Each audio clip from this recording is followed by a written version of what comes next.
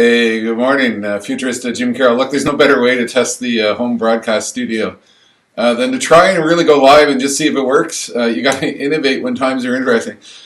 Look, we've had an interesting morning so far, and a lot of you are probably in a state of economic shock. But look, it's not like we didn't know this is coming. And so what do you do? Well, look, I was on stage in 2008. Right around the time the Lehman Brothers went down, and I had a CEO get up in front of a group of people, and his message to the assembled group in the audience resonated with me then, and I think it's still some of the most invaluable guidance that we might ever get. He said, look, we got three choices. We can do nothing, we can panic, or we can choose to innovate, change, and adapt.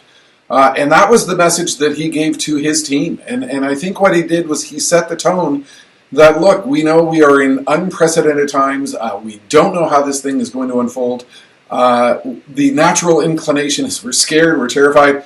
We can go into panic mode. That's not going to work for us. And I think what he accomplished was he managed to quickly refocus the mindset of his group that, look, we've got two priorities right now. We've got to figure out what we need to do to get through this thing in terms of survival strategies.